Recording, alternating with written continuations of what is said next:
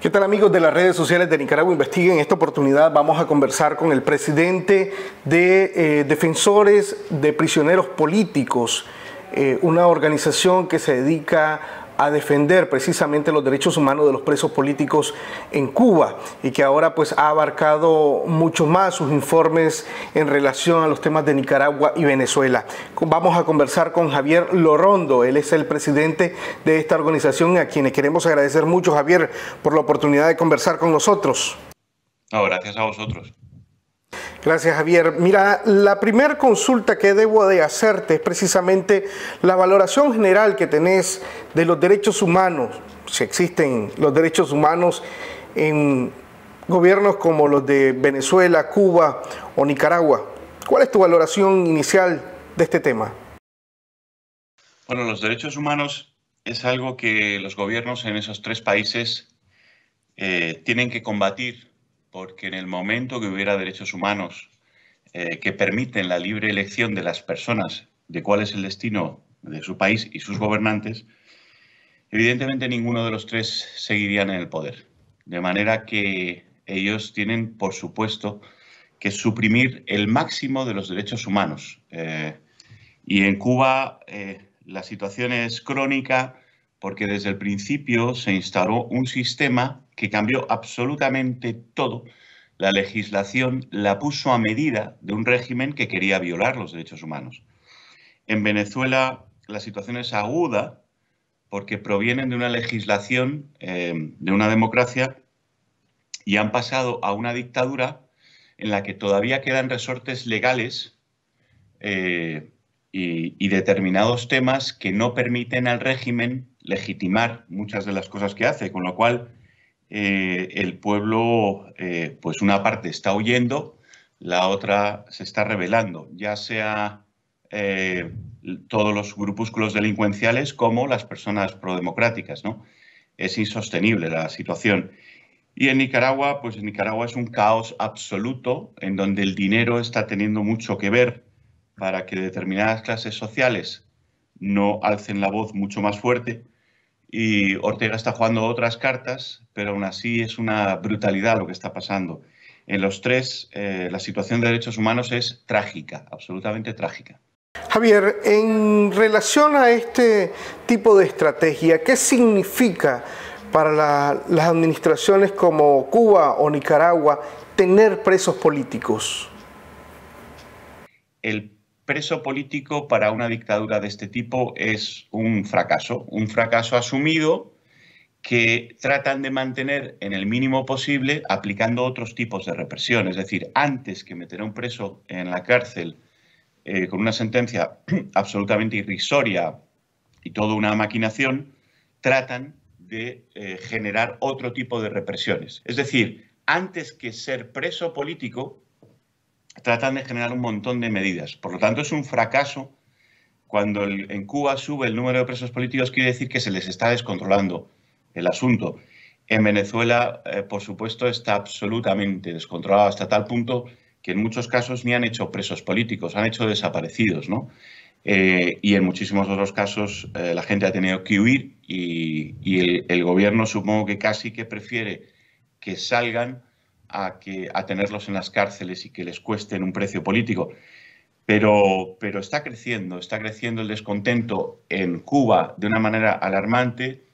En Nicaragua está insostenible y Venezuela es un mundo de lampa que el mundo en general tiene un problema muy grande porque están traficando con drogas, traficando con oro, con piedras preciosas, moviendo dinero negro, están haciendo todo tipo de barbaridades que afectan a la economía mundial y a todos, ¿no? Con lo cual son tres dictaduras en la que nosotros que estamos centrados más en Cuba, el tema de los presos políticos es un síntoma claro de que la dictadura está perdiendo la batalla de otros tipos de represión. Javier, esta estrategia de presos políticos y la represión como tal en administraciones como Cuba, Venezuela y ahora en Nicaragua, ¿de dónde surge? ¿Cuál es el génesis de esta estrategia? Sí, yo creo que la experiencia de Cuba es fundamental para venezolanos y nicaragüenses. Los dictadores venezolanos y nicaragüenses es fundamental porque tienen una experiencia probada de cómo subyugar y someter a un pueblo a las más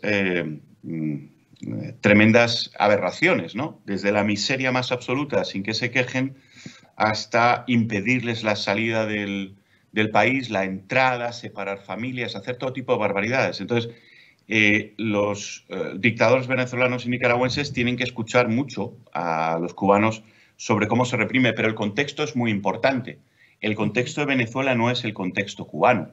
Pensemos que el contexto cubano nació con todo el viento favorable ideológico mundial y además sin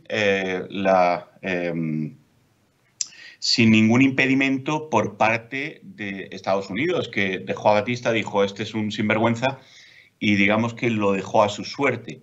Con lo cual nació con todo a favor. Con ese todo a favor y ese halo de salvadores del mundo, Fidel Castro, con una filosofía en paralelo a una sistemática de represión, tuvo la oportunidad. En Venezuela el contexto y en Nicaragua son muy diferentes. Seguramente escucharán muchísimo de la inteligencia cubana, pero tienen que adaptar las estrategias a cada lugar, ¿no? Entonces no nos vamos a encontrar exactamente las mismas estrategias, pero sí sucedáneos de cosas que se aplican en Cuba, multitudes. ¿Qué impacto tienen los comunicados, las condenas que emiten organismos de derechos humanos a nivel nacional e internacional? Y te pregunto esto porque la gente en Nicaragua se lo pregunta también y está ansiosa por conocer el impacto que pueda tener este tipo de comunicados y condenas a los gobiernos totalitarios como los que hemos estado conversando. Pues mira, tienen muchísima importancia porque uno de los adalides que sostienen el poder, una de las banderas que sostienen el poder a Cuba, a Venezuela y Nicaragua, es enarbolar, ¿no?, esta bandera de el socialismo, el pueblo, la voluntad popular, el atender a los pobres, etcétera, etcétera. Todo esto, la salud pública, sostener al ciudadano, etcétera, etcétera. Todo este tipo de cosas. Sin embargo, hacen todo lo contrario. Es decir, no son adalides de la izquierda, porque realmente son de corte dictatorial, esclavista, capitalista, fascista, o sea, lo tienen todo, pero van con ese halo. Entonces, el desmontar ese halo para ciertas personas que se han creído esa película en Europa o en otras partes del mundo, desmontarla con hechos reales es fundamental. Es una de las formas de empezar a tomar conciencia. Por lo tanto, estas organizaciones, las organizaciones de derechos humanos, lo que nos dedicamos es a reflejar la realidad, demostrarla, para que no haya consideraciones ideológicas cuando se trata de una dictadura que viola los derechos humanos. Según tu visión, Javier, ¿en qué etapa se encuentra Nicaragua cuando vos la comparás con Cuba, por ejemplo? El camino que ha tomado Ortega, creo yo, que va por el lado de seducir a ciertos empresarios, seducir en lo posible a ciertos sectores de la Iglesia, es decir, tratar de buscar en esos poderes sociales que pueden ser relevantes para darte el control del país, tratar de conseguir aliados por intereses diversos, ¿no? Que es diferente a la situación que tuvo Cuba. Cuba no tiene que tener aliados. Cuba, dentro de la isla, lo domina absolutamente todo. Es una situación un poco diferente. Entonces, el asunto está en que yo creo que la ecuación no va a tener solución porque en un régimen de un dictador absolutamente arbitrario como es Ortega, no va a haber nadie, si no hay un Estado... una de las cosas que tiene un Estado de Derecho es que fija unas normas. Si no hay normas y el dictador es como Ortega, pues va a acabar todo muy mal, se va a acabar todo desmontando. No tiene una sistemática para lograr que el sistema le sobreviva a él, sino que él está haciendo el sistema. Y eso va a salir mal. Pero claro, hay que... o sea, si no se lucha contra estos sistemas son como un cáncer. Siempre, cuando surge uno de estos sistemas, por poca aparente viabilidad, Si no se lucha contra él, si no se trabaja desde fuera y desde dentro, no, desde luego no se consigue tumbar. Esta gente, como mucho, lo que tienen son golpes internos, como mucho, si se degrada el régimen, ¿no? Pero no la democracia. La democracia se consigue luchando por ella. Precisamente ese es uno de los puntos interesantes, el tema de la lucha. En Nicaragua se ha decidido a luchar de manera pacífica y esto ha conllevado pues a tener una gran cantidad, por ejemplo, de presos políticos. ¿Cómo entender esta lucha cuando del otro lado de la cara de la moneda lo que tenés es represión?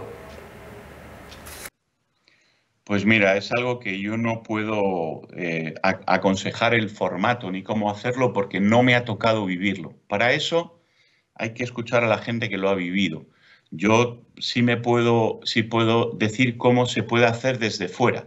Y desde fuera, desde luego, lo que tenemos que hacer es estar a la escucha de todos ellos, darles la mano a donde ellos no llegan. Es decir, si tenemos una denuncia de una persona precaria en palabras, tenemos que traducirla y ponerla en un lenguaje para que las instituciones luego lo entiendan. Donde las pruebas faltan, hay que buscarlas.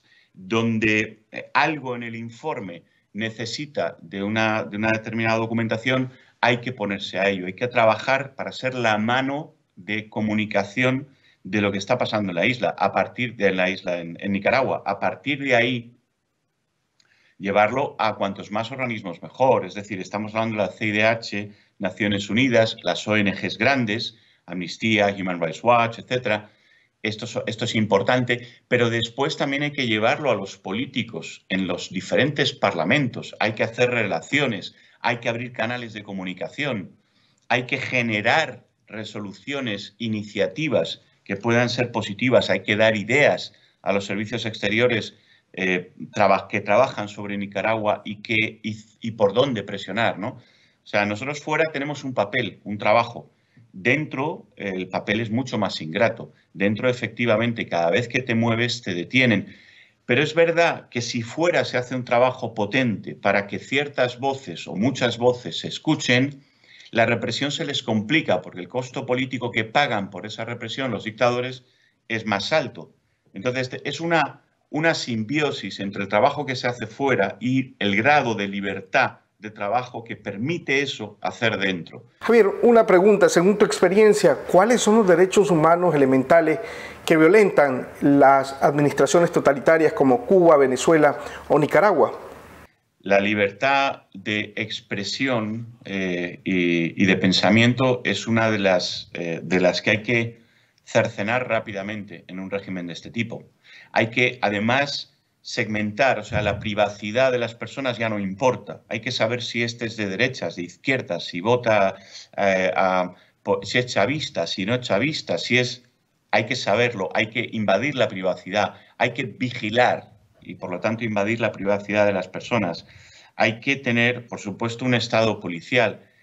Otro de los derechos muy habituales es el derecho de manifestación. Por supuesto, hay que violentarlo, suprimirlo, malograrlo, dependiendo de qué fase.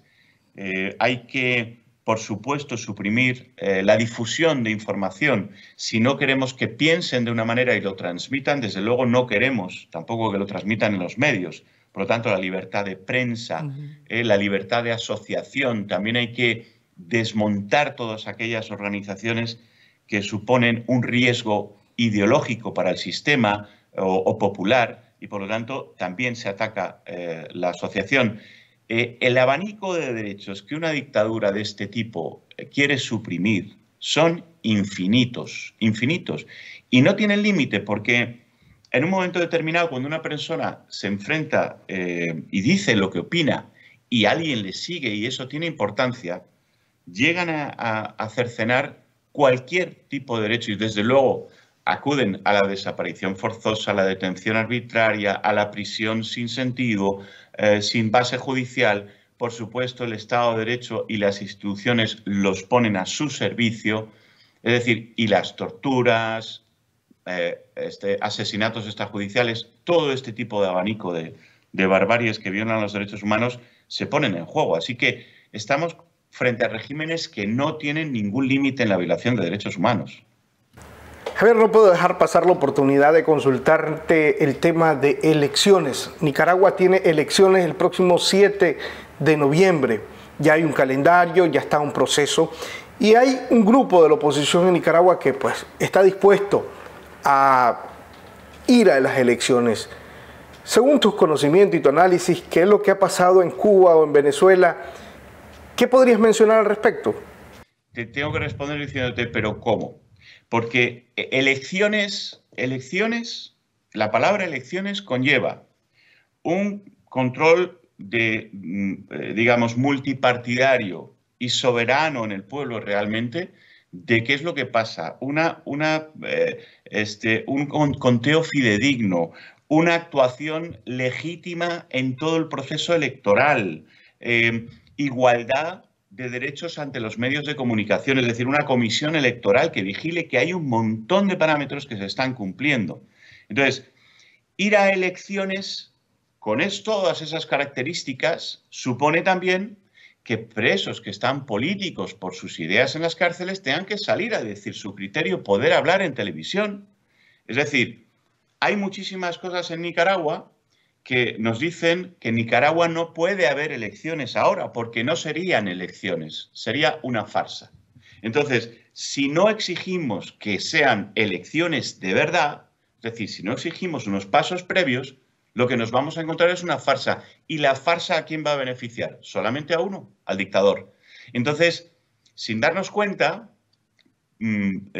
con un espíritu bastante poco digamos, aprendido de lo que ha pasado, podemos ir a una farsa de elecciones que pueden legitimar al dictador. Eso sería nefasto. Aprovecho la oportunidad, Javier, para, bueno, en principio agradecerte la oportunidad de conversar con Nicaragua Investiga y también escuchar algunas palabras tuyas al pueblo de Nicaragua.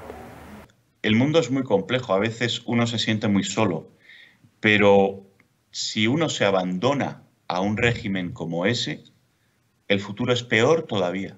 Es peor todavía que el infierno que se vive actualmente. Esto lo hemos vivido en Cuba, ¿no? Personas que tienen una vida entera, que cuando salen a los 60 años se dan cuenta que vivían en una burbuja y que su vida ha sido poco menos que en una cárcel, ¿no? No queremos eso para Nicaragua. Ya llevamos muchos años en Nicaragua con esto. Y desde dentro, muchísimo ánimo para luchar por una democracia, para exigir los derechos, para hacerlo de la manera más inteligente posible. Y desde fuera tenemos que estar ayudándoles y dándoles soporte. Y vamos a luchar todo lo posible que cada uno, en la medida de sus posibilidades, pueda para que tengan ese soporte. Ojalá, desde mi organización, hay otras organizaciones que trabajan en Nicaragua y lo hacen bien. Ojalá la nuestra se pueda unir a la lucha de Nicaragua de la mejor manera posible porque los nicaragüenses se merecen una democracia ya.